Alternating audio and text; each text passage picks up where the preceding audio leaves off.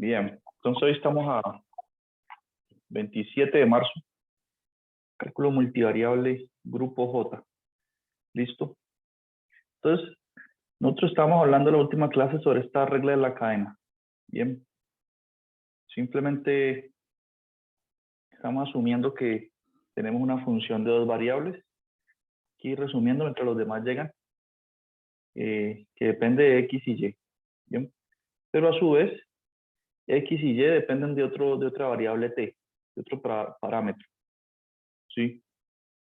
Entonces, en el fondo, vamos a tener que W depende de ese parámetro T. Porque W depende de X y Y depende de T y X también. Entonces, tiene sentido preguntarse por la derivada de W con respecto a T. Bien. Y aquí dan una regla para hallar esa derivada. ¿Listo?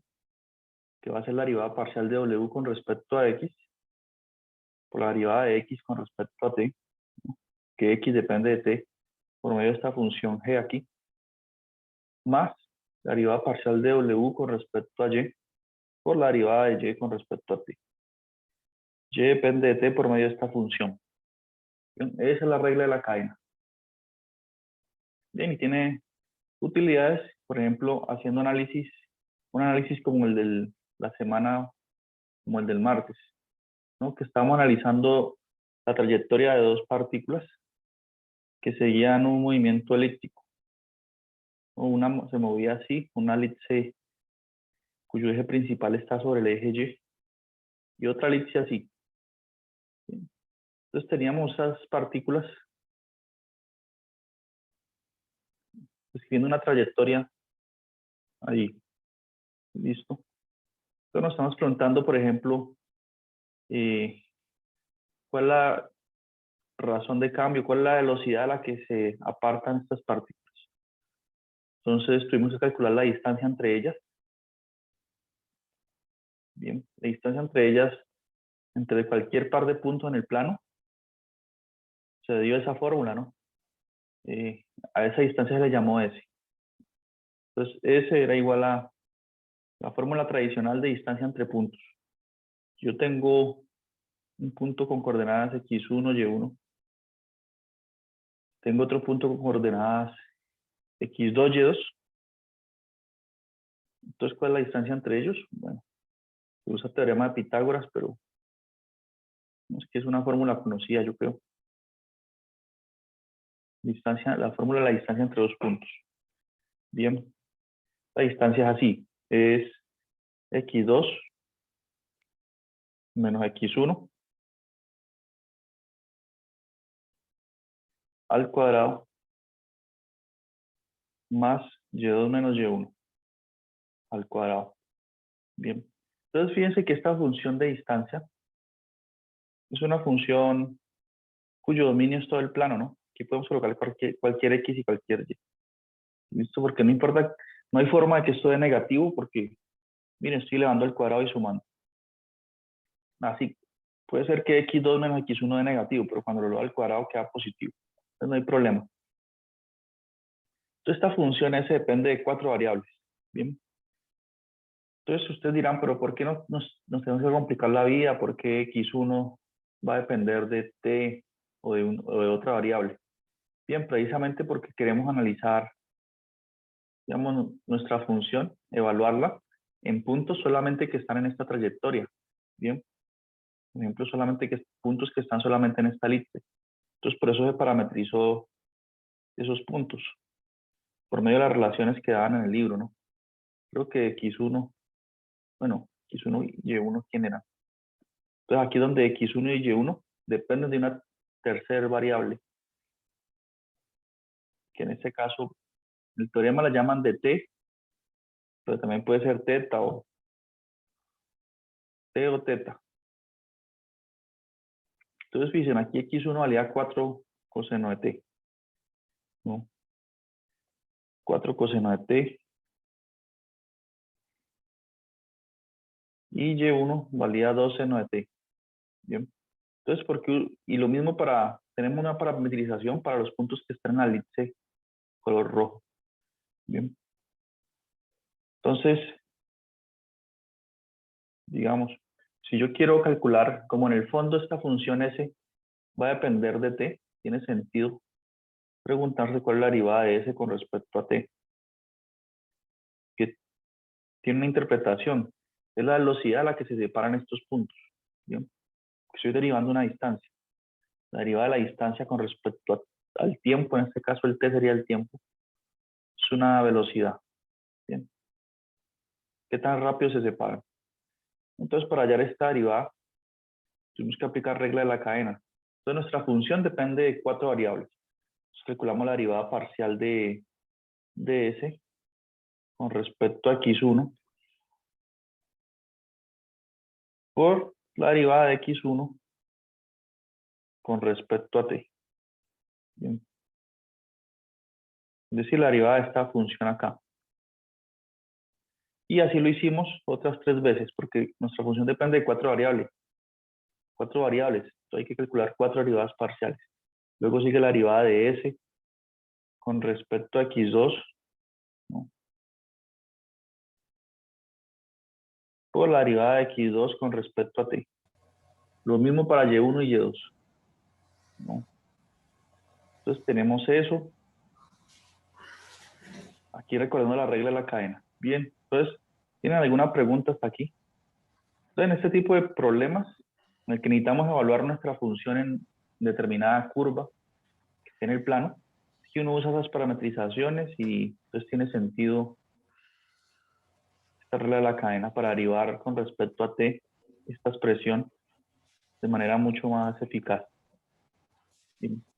Entonces vimos eso aquel día, el día martes. Bien. Y hablando de la regla de la cadena, también se probó otro resultado. Se llama derivación implícita. Bien. ¿Qué fue lo que probamos aquel día? Cómo derivar una función.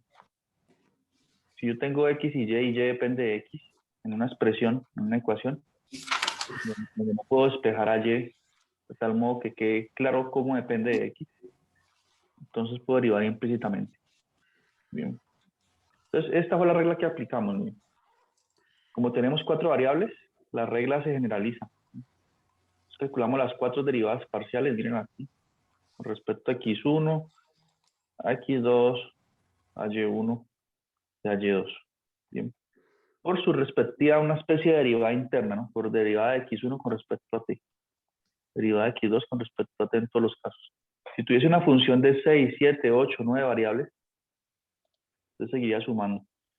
Y derivaría con respecto a la quinta variable y etcétera. Es decir, se generaliza esa regla. Por ejemplo, si ustedes miran el libro, aquí nos dan la regla cuando tenemos una función de 2 variables. Tienen el teorema, miren. Teorema 13.6. Pero también el libro hace esa observación, ¿no? Así como depende de 2 variables, se calculan las 2 derivadas parciales. Pero si depende de más variables, como por ejemplo en este caso una función w que depende de x1, x2 hasta xn, entonces la regla se generaliza de la forma como les mencionaba en el ejemplo. Bien. Entonces vimos eso. ¿Qué otra cosa se vio? Se estudió este ejemplo, ¿no? Es bueno que lo revisen de nuevo. En los ejercicios que sugerí, hay algunos muy parecidos a esto. Bien. Y también se habló, estoy resumiendo aquí la clase del martes. Bien. Los que están presentes, marquen presente entonces en el grupo, en el chat del grupo. En el chat no, en el chat de aquí es uno. Pues, como es tradición. Entonces nosotros hablamos también, bueno, esta regla de la cadena se puede generalizar a su vez, porque si x y y dependen a su vez de s y t, entonces tenemos otro caso. Sin embargo, ese no lo vamos a revisar, no es tan importante. Bien. Y también hablamos sobre la derivación implícita. ¿Listo? Vuelvo a recordar de qué trata eso. Supongan entonces que ustedes tienen una expresión. A ver, veamos este ejemplo. Tienen una ecuación aquí, ¿sí? Dice y al cubo más y a la 2 menos 5y, ¿no? Voy a escribir otra ecuación, no necesariamente tiene que ser esa. Voy a borrar aquí. Eso fue el resumen sobre la regla de la cadena. Ahora pensemos en derivación implícita. Yo tengo una expresión así, y al cubo más y a la 2 menos 3xy más 5, ¿sí? Igual a 0. Entonces tengo esta expresión donde estoy suponiendo, donde se asume que y se puede despejar en términos de x, o sea, que y depende de x, ¿sí? Y depende de x. Pero si ustedes quieren ver de qué forma y depende de x, en este caso, ¿cómo vamos a despejar y? ¿Sí? Es difícil despejar y. No hay forma, mejor dicho. ¿Quién puede manipular esta ecuación de aquí y decir, ah, no, y es x raíz cúbica más 3? Algo así, por decir cualquier cosa. No se puede despejar y. Sin embargo, sí podemos calcular la razón de cambio, es decir, cuál es la derivada de y con respecto a x. Eso sí. Entonces, por eso le llaman derivar implícitamente, porque nosotros no conocemos de qué forma y depende de x, pero sí, implícitamente podemos obtener su derivada con respecto a x. Bien, entonces, el resultado que decía, que estudiamos aquel día, y ese resultado se deduce usando regla de la cadena. Entonces, ¿qué decía? Pues decía, si usted quiere calcular la derivada de y con respecto a x, entonces, a esta expresión que está aquí, llamémosle f mayúscula, ¿sí? Una función f mayúscula que depende de x y y. ¿Bien? Entonces ahí tenemos esa función igual, que está igualada a 0, ¿cierto? A eso es lo que le llama f mayúscula en el teorema. Entonces, ¿qué nos decían? Que la derivada de y con respecto a x, ¿sí? Era igual a menos la derivada parcial de esa función f mayúscula, ¿sí? Sobre la derivada parcial de esa función f mayúscula, pero con respecto a y. Bien. Entonces me digo que hay una forma de recordar esto muy fácil. Mire, aquí aparece la derivada de y con respecto a x. Aquí aparece x arriba, y abajo. Entonces como que hay una especie de que se invierte y queda una derivada parcial pues de f, pero invertidos. Aquí con respecto a aquí con respecto a y. Una forma de recordarlo. Bien. Entonces, en el caso concreto que tenemos, ¿cuánto nos daría la derivada de y con respecto a x calculándola de forma implícita? Este es lo que dice el teorema o la regla de derivación implícita. Bien. ¿Cómo sería la fórmula para calcular en un caso contrario que nos dijeran que es x que depende de y? En el caso contrario, y x depende de y, entonces la derivada de x con respecto a y va a ser lo mismo que está en la cajita, pero invirtiendo, pues, o sea, va a ser f, y, la derivada parcial de f con respecto a y, sobre la derivada parcial de f con respecto a x. Bien, tenemos esas dos formulitas para derivar implícitamente. Ahora, como les decía, en nuestro caso concreto, ¿cuánto nos daría la derivada parcial de y con respecto a x? Si tienen preguntas, pueden hacerlas. Estoy haciendo un resumen aquí. Bien. Entonces, la derivada parcial de y con respecto a x, ¿qué va a hacer? A ver, ¿quién me dice? Porque estén despiertos por ahí. ¿Quién dice? Una clase de sábados a las 6 complicada, ¿no? Sí, profe, sí, bastante. Claro. Entonces tengo que calcular la derivada parcial de f con respecto a x. Bueno, va a tener un menos. Y aquí coloco la derivada parcial de f con respecto a x. ¿Cuánto me da? Derivo con respecto a x ahí.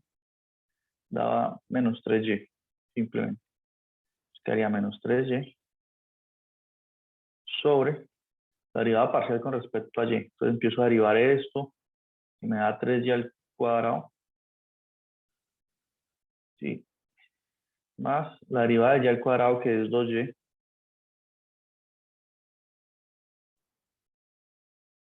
Más la derivada de y aquí, que es 1, entonces me va a quedar menos 3x. Entonces es la derivada implícita. ¿Listo? De y con respecto a x. Profe, lo último no alcanzo a ver. ¿Podría subir un poquito? Sí, aunque usted también podría, seguro tiene usted mucho zoom en su pantalla, en el celular o en el... ¿Usted está viendo en el celular o en el computador? No, profe, en el computador mío Computador. tampoco. ¿No Profe, que lea alcanzan a los ver? comentarios, toca que lea los comentarios para que le quite lo de abajo.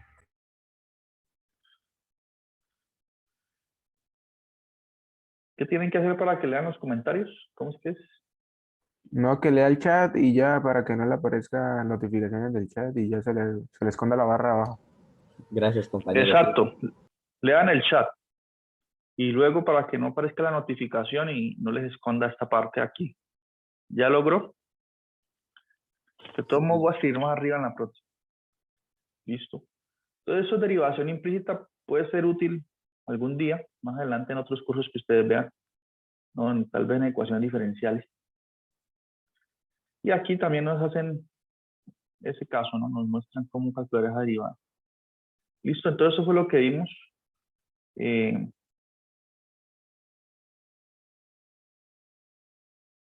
la clase del martes, fundamentalmente.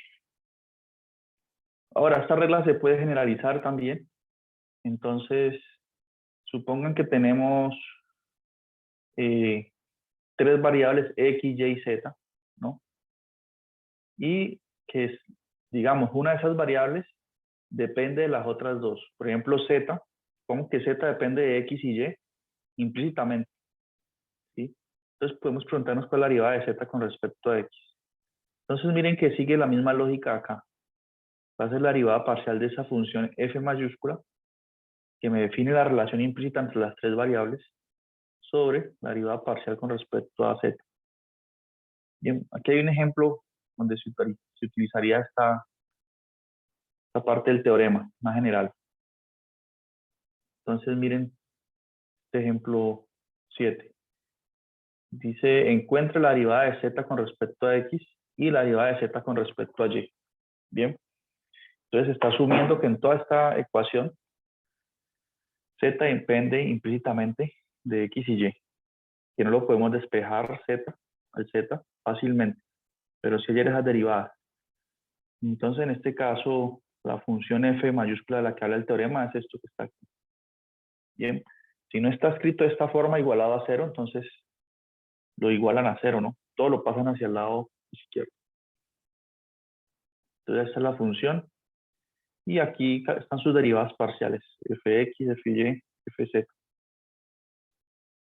Y si quieren hallar la derivada de z con respecto a x, pues hacen este cociente, de acuerdo a como establece el teorema. Bien. Y esos resultados todos se deducen usando regla de la cadena. Este es un caso más general y ahí con eso terminamos esa sección 13.5. ¿Listo? Y recapturando ideas. Bien, preguntas hasta aquí. Pregunta justa, todo bien.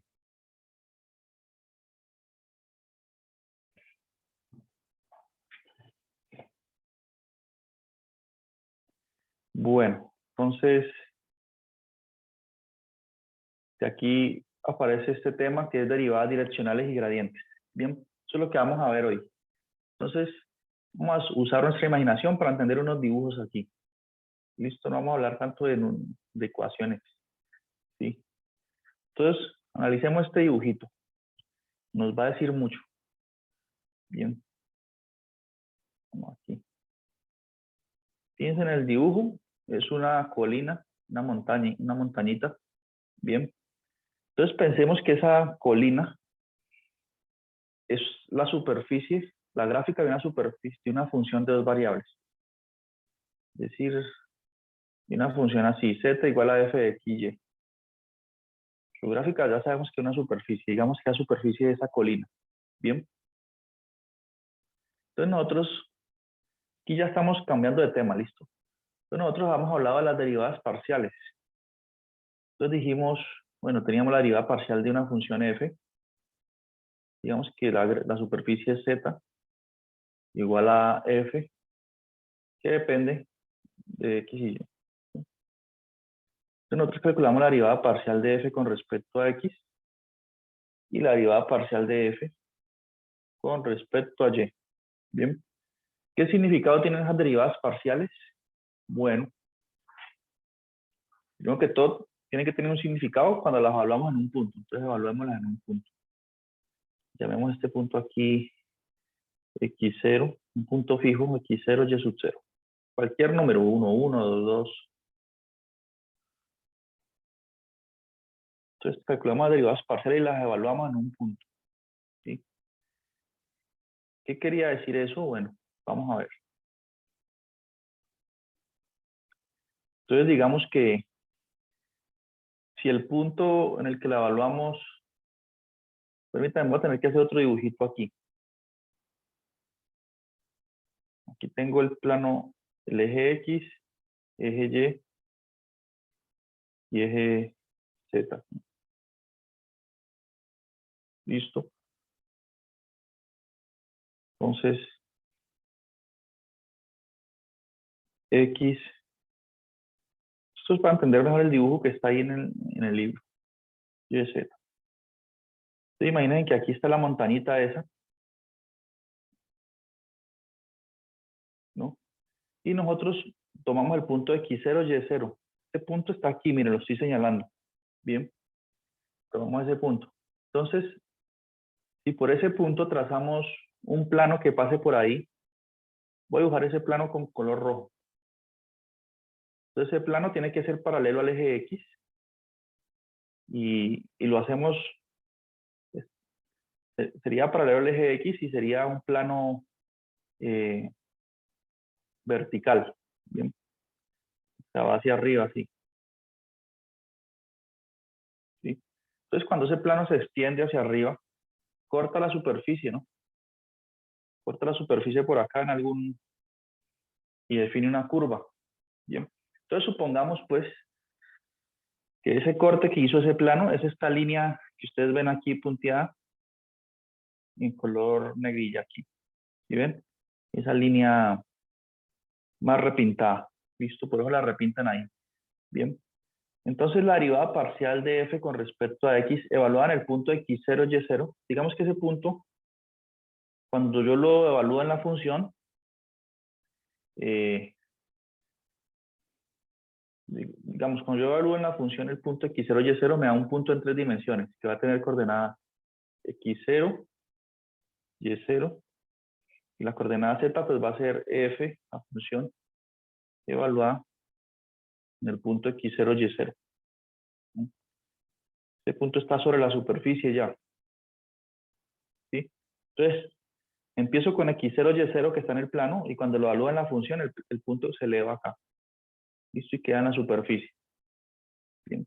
Entonces, ese punto que menciono, digamos que es esta región que sombrea aquí. Bien. Con en el dibujo. ¿Listo? Entonces, ¿qué es f? La derivada parcial de f evaluada en x0.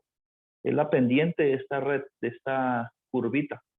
Es aquí esta curva que se generó cuando cortamos con ese plano que dibujé en la pizarra. Bien, es la pendiente de esa curva.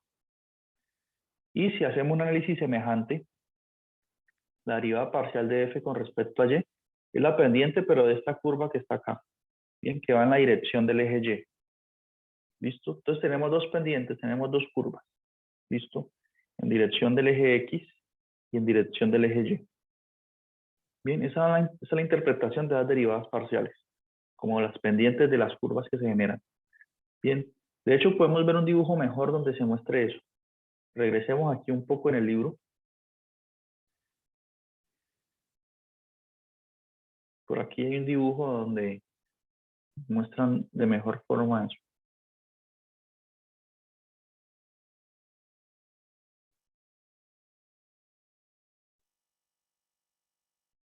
Aquí miren.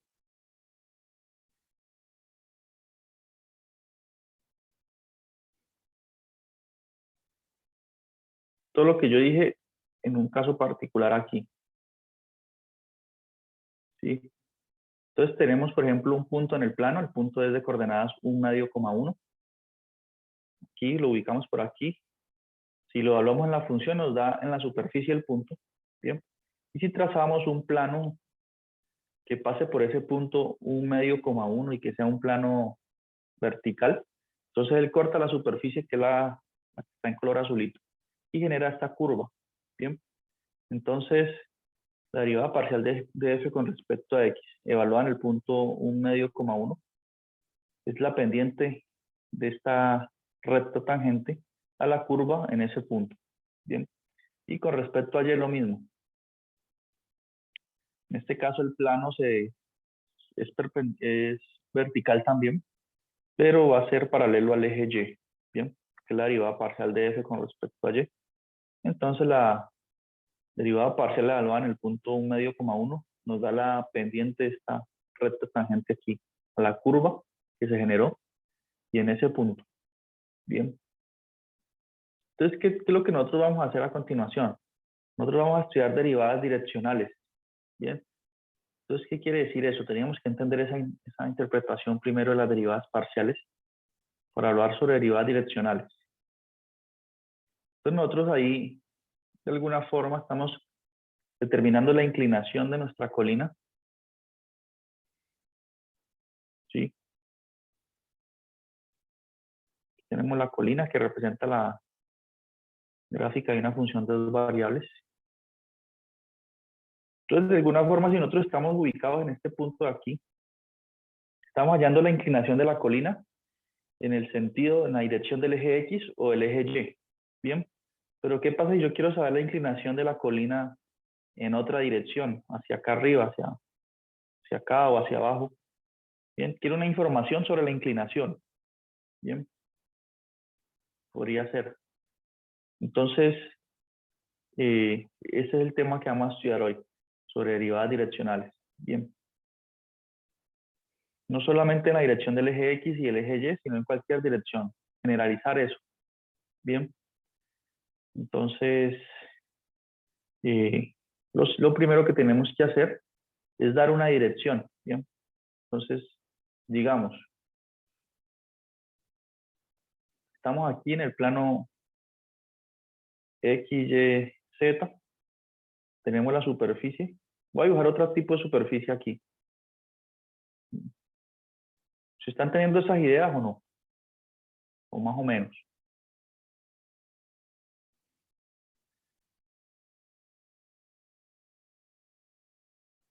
Tenemos este tipo de superficie, ¿cierto?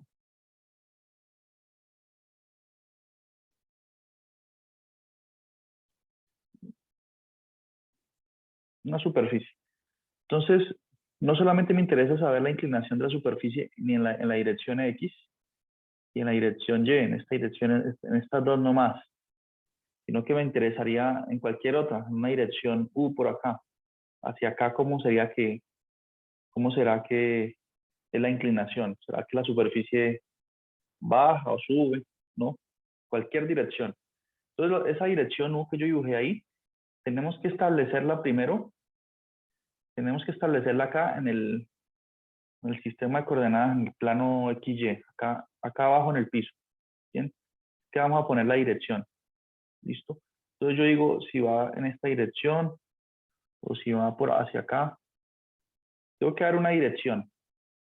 Primero que todo. Porque hablan de derivada direccional. Entonces hay que hablar de la dirección. ¿Hacia dónde voy a mirar? ¿Hacia la izquierda, hacia la derecha?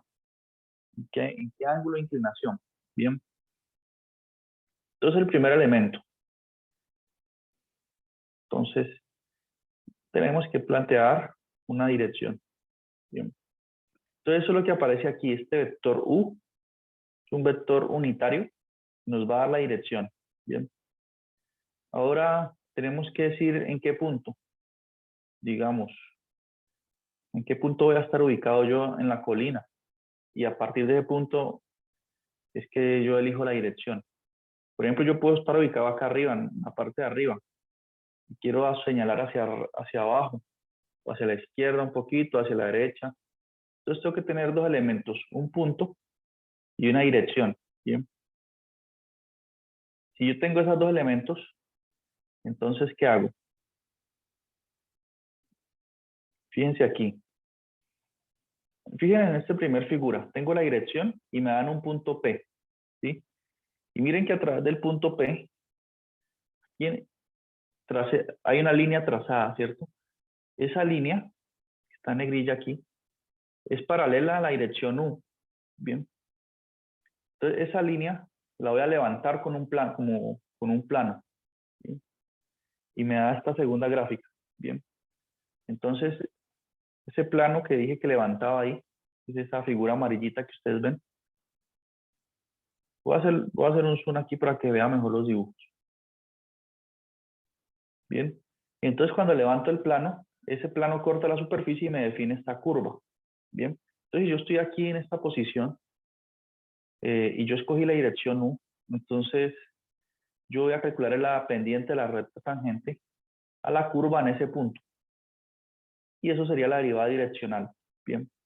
Porque estoy usando la dirección U y un punto. Entonces, aquí se definió ya fue otro tipo de curva. Nosotros teníamos solo dos tipos de curvas, las que se generaban cuando cortaba con un plano paralelo al eje X o paralelo al eje Y. Y aquí miren que corté con un plano con otra dirección, U. Entonces generó otro tipo de curvas. Entonces aquí puedo trazar la recta tangente, pasa por ese punto que estoy señalando, y eso me daría, digamos, la inclinación de la superficie en ese punto y en esa dirección. ¿Bien? Claro, si yo hubiese escogido otra dirección, se me genera otra curva. Este plano, medio que ustedes pueden pensar que es como una puerta, que lo pueden ir moviendo así, ¿no? Como una bisagra. Y ahí van teniendo todas las direcciones que quieran. Bien, ¿se entiende esa idea de la derivada direccional? ¿O no? Sí, señor. Ok. Entonces, eso es lo que tenemos. Ahora, matemáticamente, ¿cómo se hace las cuentas? ¿No? Digamos, se entiende la idea. Se ubica un punto, piénsenlo. Voy a repetirlo de nuevo solo para asegurarme que quedó claro. Entonces, ustedes cogen un punto que en el fondo es un punto en la superficie, en la montaña. Y aquí ustedes, cuando están en la montaña, escogen la dirección en donde quieren mirar la inclinación. Si ustedes quieren mirar hacia acá abajo, o hacia este lado de acá, o hacia arriba, hacia donde ustedes quieran ver la inclinación de la montaña. Bien. Entonces, matemáticamente, si eso se entiende, gráficamente así, ¿cómo lo hacemos matemáticamente? Entonces, primero que todo, es hablar de la dirección U. Entonces, la dirección U va a ser un vector, como nos interesa nomás su dirección, va a ser un vector unitario. Es decir, que tiene norma 1, su longitud es 1. Entonces, los vectores unitarios se pueden parametrizar o se pueden escribir así. Coseno de teta, seno de teta. Bien. Vector unitario se puede representar así. U va a ser eso. Entonces, ¿qué quiere decir? A ver, si miramos este vector unitario en el plano XY, ¿sí? Tracemos el vector U, que tiene longitud 1. Entonces, U va a ser un vectorcito así. ¿Y quién es ese ángulo teta?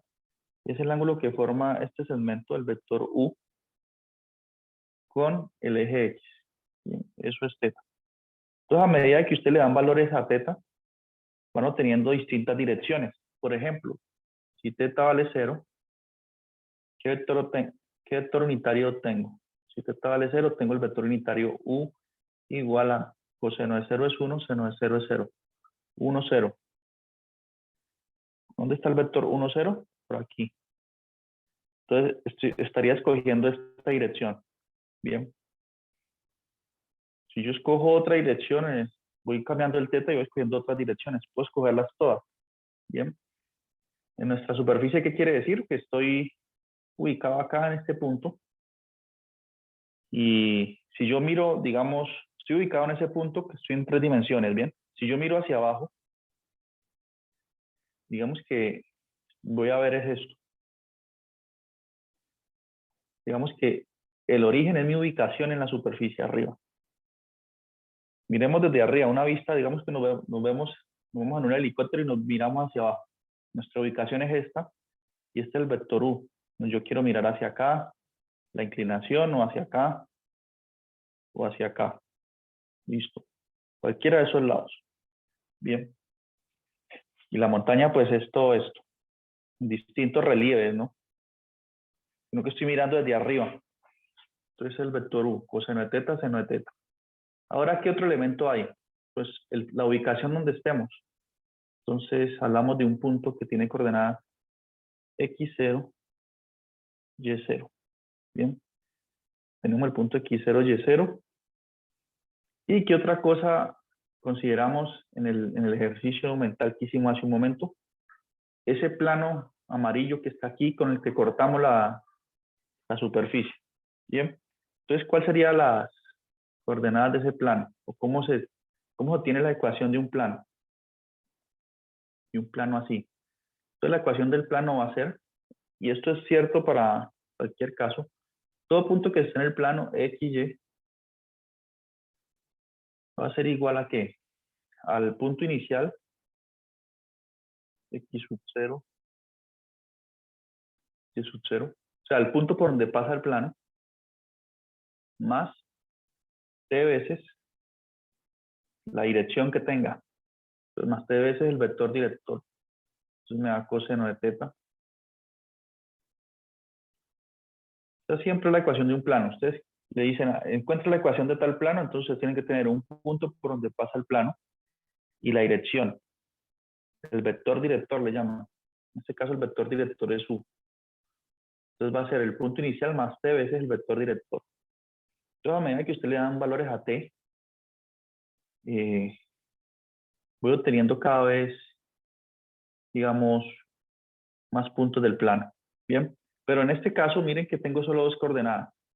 Entonces, esto que acabo de escribir aquí corresponde, en realidad, para ser exactos, corresponde a esta línea recta que está aquí, miren, que le llaman L. Esa ecuación que acabo de escribir ahí. Pues, yo le doy valores a t y voy generando todos estos puntos a medida que le doy valores a t. Pero como estamos diciendo que la variable z está libre, entonces a medida que estoy generando puntos en esta recta y el z lo dejo libre, entonces puedo empezar a subir a cualquier altura. O sea, como z es una variable que está libre ahí, se mueve libremente. Entonces así genero el plano. Bien.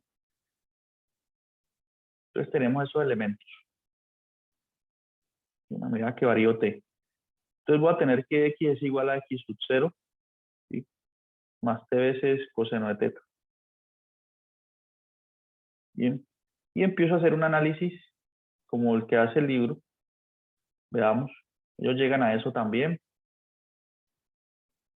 Nos va a acabar el tiempo en esta sección. Y aquí, bueno, estas son las ecuaciones de esa recta, que en realidad son las ecuaciones paramétricas del plano. Y aquí aplican una definición de derivada parcial. ¿Bien? Y todo este análisis lo hacen para sustentar la siguiente fórmula de la derivada direccional. Bien. Pero ya vamos a ver que esas derivadas direccionales no las tenemos que calcular así, que podemos hacerlo usando las derivadas parciales. Bien, con respecto a x